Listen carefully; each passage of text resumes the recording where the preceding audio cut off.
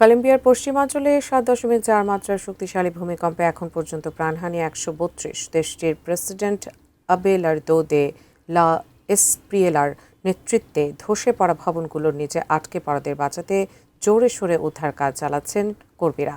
দেশজুড়ে জারি হয়েছে জরুরি অবস্থা। বিস্তারিত ডেস্ক রিপোর্টে।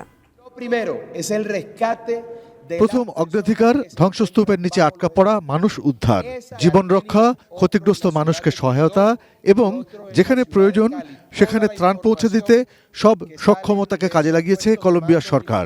৭.৪ মাত্রার প্রলয়ঙ্করী ভূমিকম্পের পর জাতির উদ্দেশ্যে দেয়া ভাষণে একথাই বলছিলেন দেশটির নতুন প্রেসিডেন্ট আলবার্দো দে লা এসপ্রিয়েলা। প্রেসিডেন্ট নিজেই জরুরি উদ্ধার ও ত্রাণ তৎপরতায় নেতৃত্ব দেওয়ার ঘোষণা দেন। রাজধানী বোগোটার জাতীয় দুর্যোগ সংস্থার সমন্বিত কমান্ড পোস্ট থেকে তিনি পর্যায়ক্রমে কার্যক্রম পরিচালনা করবেন। গত শুক্রবার প্রেসিডেন্ট হিসেবে শপথ নেন ৪৮ বছর বয়সী দে লা এসপ্রিয়েলা। তিনি মার্কিন প্রেসিডেন্ট ডোনাল্ড ট্রাম্পের মিত্র হিসেবে পরিচিত। যুক্তরাষ্ট্রেও কলম্বিয়ার পাশে দাঁড়ানোর ঘোষণা দিয়েছে। মার্কিন ভূতাত্ত্বিক জরিপ সংস্থা জানিয়েছে ভূকম্পের কেন্দ্রস্থল ছিল রাজধানী বোগোটা থেকে প্রায় ৪০০ কিলোমিটার পশ্চিমে চোকো অঞ্চলের সান হোসে দেল পালমারে।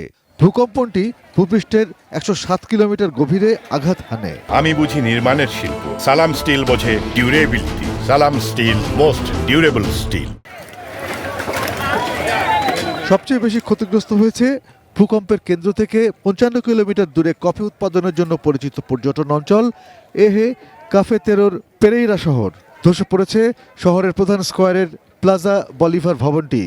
এছাড়া মেট্রোপলিটন এলাকার আরও ৬৫টি ভবন ধস ও অন্তত ৪০ জনের প্রাণহানির খবর নিশ্চিত করেছে স্থানীয় কর্তৃপক্ষ। রাজধানী বোগোটার দক্ষিণ পশ্চিমে কালি শহরে অন্তত ২৫টি ভবন ধসে পড়েছে, সেখানে বাড়ছে প্রাণহানি। লাতিন আমেরিকার দেশ ভেনেজুয়েলার পর এবার ভয়াবহ ভূমিকম্পের শিকার হলো পার্শ্ববর্তী কলম্বিয়া। তাদের সঙ্গে সংহতি জানিয়ে উপদ্রুত মানুষের পাশে থাকার ঘোষণা দিয়েছেন ভেনেজুয়েলার প্রেসিডেন্ট দেলসি রদ্রিগেজ। গত ২৪ জুন ভেনেজুয়েলায় জোড়া ভূমিকম্পে মৃতের সংখ্যা ৬,০০০ ছাড়িয়েছে। এবার কলম্বিয়ায় এই প্রলয়ঙ্করী ভূমিকম্পে সে দেশের মানুষকে যে কত মৃতদেহ গুনতে হবে সেই আশঙ্কায় তাকিয়ে আছে বিশ্বের মানুষ। Arpan Maitra, desk report, ATN news.